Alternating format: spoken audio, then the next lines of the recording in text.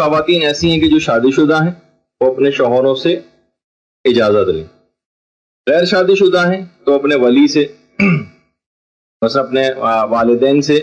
البتہ شوہر کی اجازت کا مسئلہ ذرا الگ ہے، والدین کی اجازت کا مسئلہ اذیت کے مسئلے سے ذرا مربوط ہے.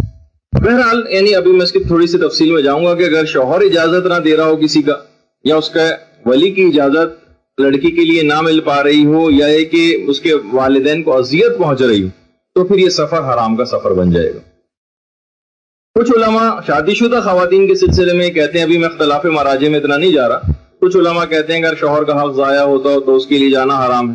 کچھ علماء کہتے ہیں چاہے شوہر کا حق ضائع نہ بھی ہوتا ہو تب بھی بغیر اجازت شوہر کی بغیر اجازت کے سفر پہ جانا یہ حرام رہے گا، کیونکہ گھر سے قدم باہر نکالنا حرام ہے. تو اسی طریقے سے کچھ علماء تو یہاں تک قائل ہیں اس بات کی کہ اگر عورت کو طلاق ہو گئی اور طلاق رجعی کی حالت میں ابھی ایک طلاق ہوئی اور وہ عدہ گزار رہی ہے، تب بھی اس کو اپنے شوہر سے اجازت لینی ضروری.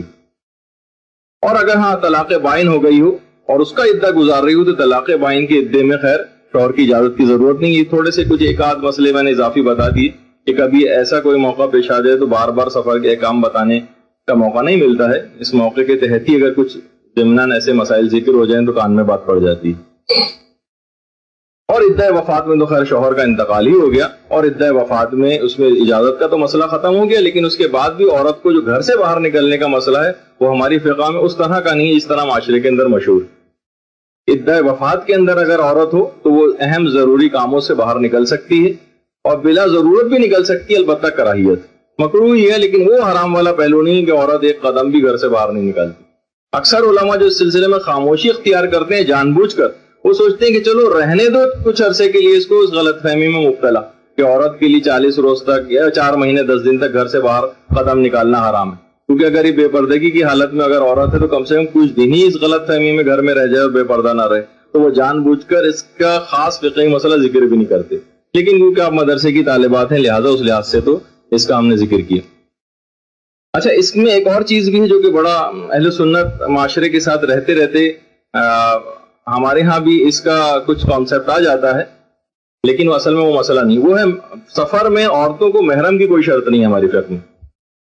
البتہ حنفی اور حنبلی دونوں فقہ کے اندر، یعنی امام ابو حنیفہ بھی اس کے قائل تھے اور امام احمد ابن حنبل بھی قائل ہیں. سعودی عرب میں کیونکہ حنبلی فقہ فالو کی جاتی ہے، پاکستان میں کیونکہ حنفی فقہ فالو کی جاتی ہے، تو دونوں ہی ذرا اس معاملے میں جب بھی سعودی عرب میں جو عمرے وغیرہ کے لیے لوگ جاتی ہیں خواتین تو ان کے ساتھ محرم کی شرط وہاں پہ لازمی قرار دی گئی. البتہ فقہ مالکی اور فقہ شافعی کا مسئلہ وہی ہے جو ہماری فقہ کا مسئلہ ہے، یعنی محرم کی شرط نہیں.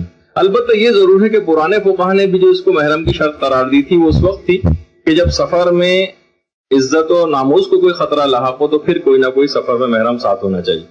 البتہ اہل سنت کے ہاں بھی جو سفر ہوتے ہیں اس میں ہر سفر کے اندر ایسا نہیں ہے، بلکہ اس سفر کے اندر محرم کا ساتھ ہونا ضروری ہے جو کم سے کم 3 دن سے زائد کا سفر ہو. خیر اس کی تفصیل میں تو اتنا جانے کا ضرورت نہیں ہے. تو بہرحال یہ کہ محرم کی کوئی شرط ہمارے یہاں اس لحاظ سے نہیں ہے. البتہ اس لحاظ سے کہ جو خاص طور پر غیر شادی شدہ خواتین بھی ہیں اور وہ اس سفر میں جا رہی ہیں، لیکن ان کے والدین کو اذیت نہیں ہونی چاہیے اس سفر سے. والدین کو دیکھیے زیارت کے سفر میں کوئی ویسے تو اذیت نہیں ہو رہی کہ آپ زیارت کے سفر پہ جا رہی ہیں، بلکہ اس سفر کے اندر اذیت اس معنوں سے ہو سکتی ہے کہ ہو سکتا ہے وہ آپ کی سلامتی کے لیے فکر مند ہو. سلامتی کے لیے فکر مند ہونا خود اس چیز میں فقہی طور پر شمار کیا جاتا ہے کہ ان کو اذیت ہو رہی. مثلا بیٹا جو ہے کرفیو لگا ہوا ہے اور بڑے حالات خراب ہیں اور بیٹا یہ کہے کہ میں جو ہوں نماز فجر کے لیے مسجد جاؤں گا جو گھر سے ذرا فاصلے پر. اب پتہ ہے کہ بھائی نماز فجر کے لیے مسجد جا رہا ہے، جماعت کے ساتھ نماز پڑھے گا، لیکن والدین فکر ہو رہے ہیں بچے کی سلامتی کے لیے. انہیں نماز فجر کی وجہ سے منع نہیں کر رہے مسجد جانے سے، بچے کی سلامتی ان کو فکر میں دے رہی. تو ایسے نوجوان کے لیے جو ہے وہ مسجد میں جا کر نماز پڑھنا حرام ہو جائے گا والدین کو اگر اذیت پہنچ رہی. مثلا کوئی آج کے حالات میں کوئی کہے کہ جناب میں سوات گھومنے جانا چاہتا ہوں، وہاں بڑی لشکر کشی ہو رہی ہے اور خود کش بم دھماکے ہو رہے ہیں اور والدین فکر مند ہو رہے ہیں. والدین سوات گھومنے جانے پر فکر مند نہیں ہو رہے. یا کوئی کہے کہ جناب میں اسلام آباد جانا چاہتا ہوں اور لال مسجد وغیرہ دیکھ کر ہوں گا کہ کیا ہے وہاں پہ کیا واقعہ پیش آیا. اب والدین کو اس کے گھومنے جانے پر اعتراض نہیں، بلکہ اس بات پر اعتراض ہے کہ ہمیں فکر مندی ہو رہی ہے کہ کہیں اس کو کوئی نقصان نہ پہنچ جائے. یہ بھی اذیت میں آئے گا اور اس کے لیے سفر پر جانا حرام ہو جائے گا. تو اگر آپ نے زور زبردستی کچھ خواتین نے اس طرح سے اجازت لی ہے تو ان کو ذرا دل سے والدین کو اس طور پر تیار کر کے راضی کریں، ورنہ ایسا نہ ہو کہ سفر حرام کا سفر بن جائے. شادی شدہ عورتیں ہیں، اپنے شوہروں سے باضابطہ اور صحیح طریقے سے راضی کر کے ان سے اجازت لیں، اور اجازت ملنے اگر اجازت نہیں ملی تو پورا سفر حرام کا سفر ہو جائے گا، حتیٰ کہ سفر میں جو آپ قصر نمازیں پڑھیں گی سہولت بھی آپ سے چھین لی جائے گی اور آپ کو سفر میں پوری نمازیں پڑھنا پڑیں گی اور سفر معصیت یہ قرار پائے گا، نیکی برباد اور گناہ لازم آئے گا. تو یہ اس کے اندر ایک خاص بات ہے جو ہم نے اس میں ذکر کی، یعنی گویا ویسی مثال ہو جائے گی کھایا پیا کچھ نہیں اور گلاس توڑا آٹھا نہیں. یعنی آپ کو فائدہ ثواب اور فضیلت کوئی سفر میں حاصل نہیں ہوگی کہ اگر آپ نے ان چیزوں کو اپنے کریکٹ نہیں کیا.